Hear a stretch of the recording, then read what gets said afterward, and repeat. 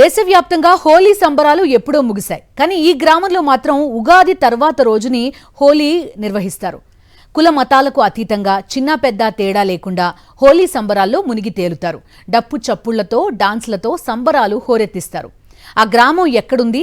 ఉగాది తర్వాతి రోజే ఎందుకు హోలీ నిర్వహిస్తారు? Let's watch.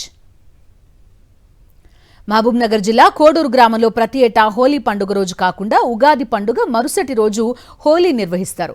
ఉదయం నుంచే రంగులు చల్లుకుంటూ గ్రామస్తులు సందడి చేస్తారు. వృద్ధులు మహిళలు తేడా లేకుండా ఉత్సాహంగా హోలీ నిర్వహిస్తారు. హోలీ బ్రహ్మాండంగా జరుపుకుంటారు. మా దగ్గర వరదరాజస్వామి ప్రత్యేకత ఉంది. ఎన్నో ఏళ్ల చరిత్ర గల వరదరాజస్వామి మా దగ్గర నిల్చున్నాడు. మా తాతల నుంచి ఈ పండుగను కొనసాగిస్తున్నారు. మా గ్రామంలో ఉదయం ఉగాదైన మలత రోజు తేరు జరుపుకుంటాము, తర్వాత హోలీ జరుపుకుంటాము, తర్వాత సాయంత్రం బండ్లు జరుపుకుంటాము. మా గ్రామంలో ఉన్న చిన్న పెద్ద అందరూ కులమతాలకు ఖచ్చితంగా ప్రతి ఒక్కరూ ఎక్కడెక్కడ ఉన్న వాళ్ళు కూడా ఈ పండుగకు ప్రతి ఒక్కరూ మా గ్రామానికి చేరుకుంటారు. వెనుక ఓ ప్రత్యేకత ఉంది.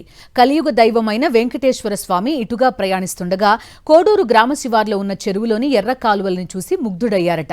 ఇలా నిత్యం ఎర్ర కాలువల కోసం వచ్చే స్వామివారు గ్రామంలో స్వయంభుగా వరదరాజుల స్వామిగా వెలిశారు.